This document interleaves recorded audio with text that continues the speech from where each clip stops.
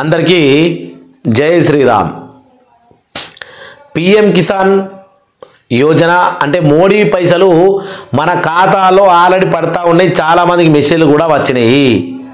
మోడీ పైసలు ఇవాళ తమిళనాడు వేదిక కోయంబత్తూరు ప్రాంతం నుంచి మోడీ సారు టక్కుమని బటన్ నొక్కుడు.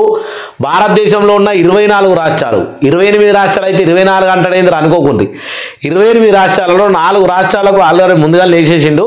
24 రాష్ట్రాలకు ఈరోజు బటన్ నొక్కడం జరిగింది.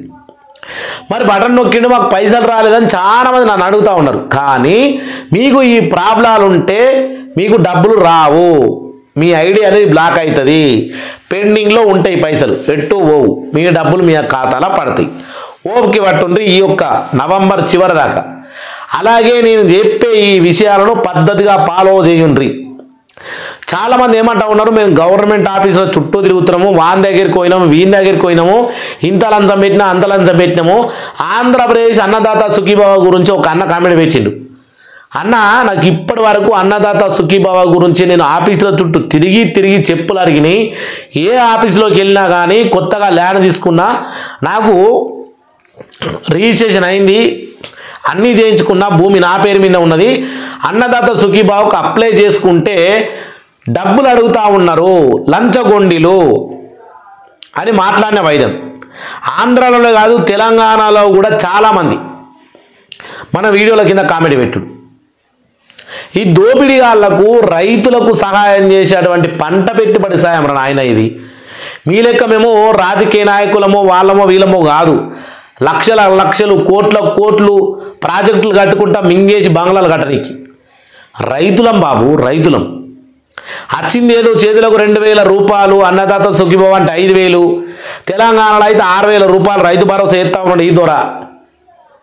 మరి ఈరోజు తెలంగాణ కానీ ఆంధ్ర కానీ రైతులు వాళ్ళకు పంట పెట్టుబడి సాయం నరేంద్ర మోడీ 2000 రూపాయలు వేసిండు ఖాతాల. 2000 తీసుకుంటే దేనికన్నా వస్తాయేమో, యూరియాకి వస్తాయా, వడ్ల బస్తాకి వస్తాయా, దేనికి వస్తాయో దానికి వస్తాయి అని చెప్పేసి అనుకుంటే, ఇవి వడాలంటే కూడా కొన్ని నియమాలు పెట్టారు. ఇది కూడా దోపిడీలు చేయబట్టి ఈడ కూడా దోసుకుంటా ఉన్నారు. కాబట్టి ప్రజలారా, దయచేసి ఈ వీడియోని లాస్ట్ వరకు చూడండి. మీరు ఎక్కడికి వెళితే పని అవుతుంది. మీకు డబ్బులు రాలేవా, గబ్బర పడద్దు అస్సలే, అంటే భయపడద్దు. ఈ వీడియో చూసిన తర్వాత మీకే క్లారిటీగా అర్థమవుతుంది. రైట్, ఈ రకంగా చేస్తే మనకు డబ్బులు వస్తాయని నమ్మకం మీకు వస్తుంది. వీడియోని లాస్ట్ వరకు చూడండి. మీ అభిప్రాయాన్ని కామెంట్ చేయాలని కోరుకుంటా ఉన్నా. ప్రతి ఒక్కరు ఛానల్ అనేది సబ్స్క్రైబ్ చేసుకోండి. ఒకసారి చూద్దాం మరి విడుదల అయితే అయినాయి కానీ పడకపోతే ఏం చేయాలి అనే విషయం పైన మనం ఫస్ట్ మాట్లాడుకుందాం చిన్నగా. ఇప్పుడు అన్నదాత సుఖీభావ గురించి ఆల్రెడీ మనకు నోటిఫికేషన్ వచ్చింది. దాని గురించి రేపు ఇప్పుడు కూడా విడుదల చేస్తాను, నేను వీడియో అనేది చేస్తా ఖచ్చితంగా. నిధులు జమ కాకపోవడానికి సాధారణ కారణాలు ఉంటాయి. నాకు డబ్బు రాలేదు అనేది చాలామంది రైతులకు ఎదురయ్యే సమస్య, సాధారణ ప్రశ్న. ప్రభుత్వం ప్రకారం ఈ కింది కారణాల వల్ల వాయిదా ఆలస్యం అవుతుంది. కింది కారణాలు ఉన్నాయి, ఆ కారణాలు చెప్తా. కానీ మొదటి నుంచి చెప్పుకొస్తే అసలు ఎట్లా విడుదలైనవి, ఏం కథ ఏంది అని మొత్తం తెలుసుకున్న తర్వాత మీకు ఒకవేళ డబ్బులు రాకపోతే ఏం చేయాలో చెప్తా. కాబట్టి ప్రతి ఒక్కరు వీడియోని ఎండ్ వరకు చూడాలని కోరుకుంటా ఉన్నా. పిఎం కిసాన్ ఇన్స్టాల్మెంట్ రైతులకు గుడ్ న్యూస్. నేడే మీ అకౌంట్లో డబ్బు జమ. మీ పేరు ఉందో లేదో కూడా మీకు చెక్ చేసుకోవచ్చు అని చెప్తా ఉన్నారు. రైతులకు ప్రధానమంత్రి కిసాన్ సమాన్ నిధి యోజన కింద 21వ విడత నిధులు ఇయ్యాలనే రైతుల ఖాతాల్లో జమగానున్నాయి. అర్హులైనటువంటి లబ్ధాలకు 2000 చొప్పున పడతాయని చెప్పవచ్చు. తమిళనాడు కోయంబత్తూరులో వేదికగా మోడీ నిధుల్ని విడుదల చేయనున్నారు. పిఎం కిసాన్ రిజిస్టర్డ్ ఫార్మర్స్ ఖచ్చితంగా ఈ కేవైసీ పూర్తి చేయవలసి ఉంటుంది. ఇక లబ్ధిదారులు జాబితాను కూడా చెక్ చేసుకోవచ్చు. అంటే మీ పేరు జాబితాలో ఉందా లేదా, నరేంద్ర మోడీ పైసలు పడతాయా పడయా, తెలంగాణ ఆంధ్ర కావచ్చు. ఆంధ్ర వాళ్ళు అయితే అన్నదాత సుఖీభావకు దీనికి కూడా లింక్ ఉంటుంది. కాబట్టి మీరు నేను చెప్పే 4 పనులు ఖచ్చితంగా చేయాలి. అవి ఈ వీడియోలో చెప్తా, తొందరగానే ముగిస్తా వీడియోను కూడా. అంత లేట్ కూడా ఏం ఒక్కసారి ఏం జరుగుతుంది అనే విషయాన్ని తెలుసుకొని ముగిద్దాం. ఇక్కడ ఏమంటా ఉన్నారంటే, ఈ క్రమంలో మరో విడత డబ్బులు రానున్న నేపథ్యంలో లబ్ధాలకు కేంద్రం కీలక సూచనలు చేసింది. ఏమని? పిఎం కిసాన్ పథకం కింద నమోదు చేసుకున్న రైతులు అంతా ఖచ్చితంగా ఈ కేవైసీ చేసుకోవాలి అని స్పష్టం చేసింది. డబ్బులు రావాలంటే ఇది తప్పనిసరి అని వెల్లడించింది. ఈ కేవైసీ 3 విధానాల్లో చేసుకోవచ్చు, కానీ నేను 3 విధానాలు చెప్పదలుచుకోలేదు. ఎందుకంటే మన రైతులు చాలామంది చదువుకోగానే ఉంటారు, వాళ్ళకు ఈజీగా అయ్యే పని నేను చెప్తా. ఈజీగా ఈ కేవైసీ ఎట్లా చేసుకోవచ్చు, ఏ రకంగా ఈ కేవైసీ కానీ బ్యాంక్ టు ఆధార్ లింక్ కానీ ఇంకా ల్యాండ్ వెరిఫికేషన్ కానీ ఏ రకంగా చేసుకోవచ్చో చెప్తా. మనకి ఇక్కడ ఈ కేవైసీ ఏదైతే ఉందో దానికి మూడు విధానాలుగా ఈ కేవైసీ చేసుకోవచ్చు అని చెప్పారు కదా. దీనికి ఈజీగా ఉండే విషయం చెప్తాను నేను. ఇప్పుడు మనకు డబ్బులు వస్తలేవు, ఇక దీని గురించి మాట్లాడుకుందాం. ఇక మెయిన్ ప్రతి ఒక్కరు నాకు డబ్బులు రాలేదు అని భయపడతారు కదా, వాళ్ళు ఈ వీడియో ఖచ్చితంగా చూడాలి. నిధులు జమ చేయకపోవడానికి సాధారణ కారణాలు. నాకు డబ్బు రాలేదు అనేది చాలామంది రైతులకు ఎదురయ్యే సాధారణ ప్రశ్న. ప్రభుత్వం ప్రకారం ఈ యొక్క కింది కారణాల వల్ల వాయిదాలు ఆలస్యం అవుతాయి. ఏం కారణాలంటే ఈ కేవైసీ పూర్తి కాలేదు, అందుకే నీకు డబ్బులు రాలే. ప్రతి ఒక్క రైతన్న ఇది మీరు గుర్తుంచుకోండి. ఇప్పుడు ఈ కేవైసీ తప్పనిసరి చేసింది కాబట్టి ఇది చేయకపోతే డబ్బు ఖాతాలో జమ చేయబడదు. ఈ కేవైసీ చేయకపోతే ఆధార్ బ్యాంకు లింకు లేదు అనుకో, అంటే నీ ఆధార్ కార్డుకు బ్యాంకు ఖాతా, ఏ బ్యాంకు ఖాతాలో అయితే మోడీ పైసలు పడతాయో ఆధార్ కార్డుకు బ్యాంకు ఖాతాకు లింకు చేయాలి. బ్యాంకులోకి వెళ్తే ఈజీగా పని అయిపోతుంది. నీ బ్యాంకు ఖాతా తీసుకొని పోయి ఆధార్ కార్డు తీసుకొని పోయి అడనే బ్యాంకు టు ఆధార్ లింకు చేయండి అంటే వాళ్ళు ఫామ్ ఇస్తారు. మనం ఫామ్ ఫిలప్ చేయమన్నా చదువుకుంటే మనం రాస్తాం, చదువుకోకపోతే బ్యాంకులో కొందరు అటెండెంట్ ఉంటారు, వాళ్ళు రాస్తారు. మనం మన సంతకం పెడితే ఆటోమేటిక్గా మన బ్యాంకు ఖాతాకు ఆధార్ కార్డు లింక్ అయిపోతుంది. అప్పుడు మనకు ఆధార్ కార్డు నంబర్ లింక్ అవుతుంది కాబట్టి డబ్బులు లాంటివి వచ్చేస్తాయి. లింకు లేకపోతే డబ్బులు రావు. ఈ కేవైసీ చేసుకోకపోయినా డబ్బులు రావు, ఇక్కడ బ్యాంకు టు ఆధార్ లింకు చేసుకోకపోయినా డబ్బులు లాంటివి రావు. ఇంకోటి పేరు తప్పు, ఇక సెల్ఫింగ్ తప్పు.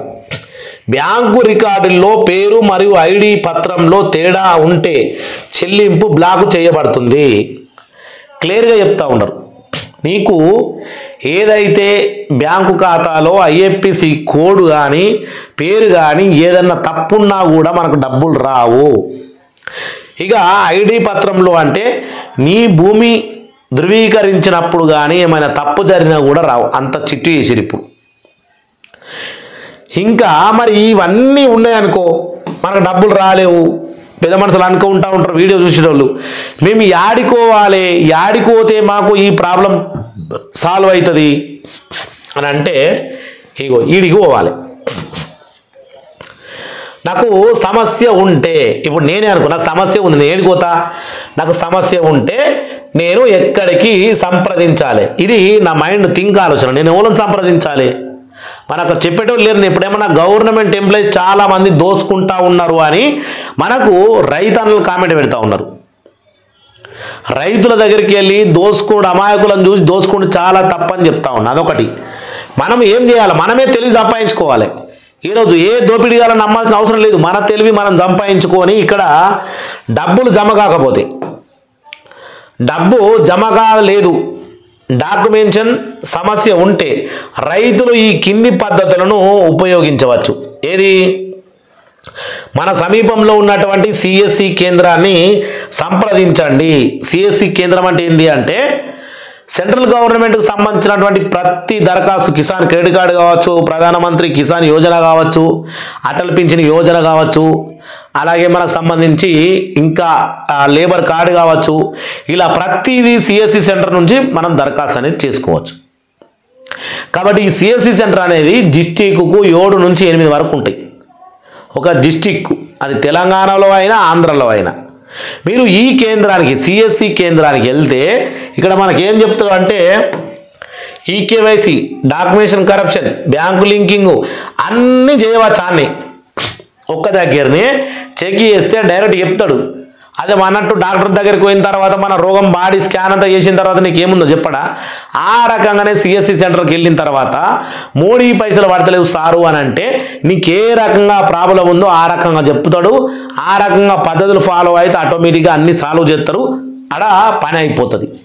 దీనికోసం ఎవరికో లంచం పెట్టి ఎవరినో బతిల్లాడి ఎవరినో కాళ్ళు మొక్కేటోళ్ళు ఇంకా ఇప్పటికి కూడా ఉన్నారు. నాకు రోజు ఎదురవుతున్నటువంటి మన పబ్లిక్లల్లా చాలామంది అడుగుతారు, తమ్మి పింఛన్లు వస్తలేదు, తమ్మి మోడీ పైసలు వస్తలేదు, తమ్మి రైతు భరోసా వస్తలేదు. కొందరు పెద్ద మనుషులు బిడ్డగిరికి ఇట్లా వస్తలేదు అట్లేదు ఎంతో మందికి నేను చెప్తా ఉన్నా.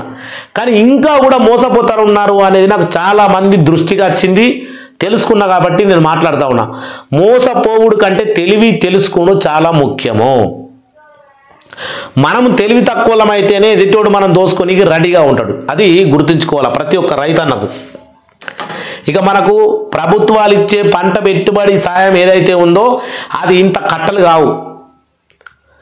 ప్రభుత్వ ఎంప్లాయీస్ కావచ్చు, రాజకీయ నాయకులు కావచ్చు దోసుకునేంత కాదు. రైతులకు ఇచ్చేది గింతంతనే. అది సాలది దేనికి సాలుతుంది. 2000 రూపాయలు పెడితే ఒక బీసీ సంచి వస్తుంది.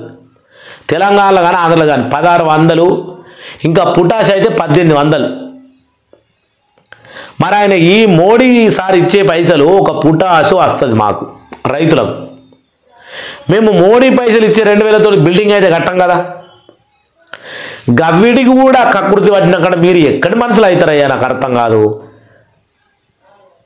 పుట్టినవాడు గిటక తప్పదు, గిట్టినవాడు జన్మించక తప్పదు అంటే పుట్టినోడు సావక తప్పదు, సచ్చినవాడు మళ్ళీ జన్మించక తప్పదు. తల్లి కడుపులోకి వెళ్ళి పుట్టినవు బరివెత్తల్ని పోయేటప్పుడు పోతావు ఈ ఆడున్నది నీ ఇల్లు అరివీరాదలల్లా అంటే యానో గుట్టల్లా ఉన్నది నీ ఇల్లు. ఆ పొక్కల్లో పోతావు, నేను ఊడిపెత్తారు. పోయేటప్పుడు ఏం కొండ పోతావు.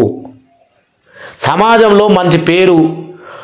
రైతు అయితే ప్రజలకు సేవ చేస్తాం, రాజకీయ నాయకులు అయితే ప్రజలకు సేవ చేస్తాం, రైతులైతే దేశానికి అన్నం పెడతారు.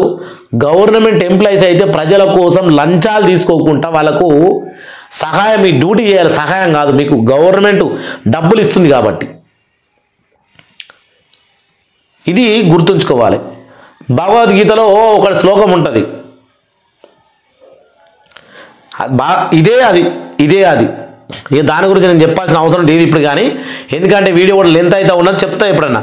సందర్భం వచ్చినాడు ఖచ్చితంగా భగవద్గీతలో ఉన్న శ్లోకం భగవంతుడు హిందూ సాంప్రదాయాన్ని నేను చాలా పద్ధతిగా పాటించటోని కాబట్టి ధర్మక్షేత్రే కురుక్షేత్రే మామక పాండవ చైవ అనే ఏదైతే ధర్మం నుంచి మొదలుపెట్టినటువంటి భగవద్గీత ఉందో అంటే పుసుక్కునేడు భగవద్గీతనే కరెక్ట్గా మాట్లాడతలేడు మాకేం చెప్తున్నా అనుకునేరు. మరి ఇక మాట్లాడక 10 నిమిషాలు అవుతుంది నోరెండుకపోదా గట్ల అన్నట్టు. కాబట్టి భగవద్గీతలో నుంచి ఎన్నో బుక్కులు పుట్టినాయి. భగవద్గీత అతి సత్యం, అదే నిత్యం, అదే ధర్మం. మనం పుట్టినాడు ఏం తీసుకురాలే, పోయేటినాడు ఏం ఉండవాలి. 4 రోజుల నాటకంలో అందరం బాగుండాలి. కానీ ఎవరిని వాడితే వారిని దోసుకొని నేను శివాల మీద బిల్డింగ్ కడతానే ప్రతి ఒక్కడు మీకు నాశనకాలం మూడుతుంది. అది భగవంతుడు చెప్పాడు. పవిత్రానాయ సాధూనాం వినాశాయ దుష్టునాం ధర్మ సంస్థాపనార్థాయ సంభవామి యుగే యుగే. ఎప్పుడైతే ధర్మం నశిస్తుందో అప్పుడు ఖచ్చితంగా భగవంతుడు ఏదో రూపంలో వచ్చి నువ్వు పోయేటప్పుడా చేసేటప్పుడా గుద్దేసి యాక్సిడెంట్ చేసి నేను కథం పట్టిస్తాడు. అది గుర్తుంచుకోవాలని కోరుకుంటా ఉన్నా. అందరికీ జై శ్రీరామ్, జై జై శ్రీరామ్.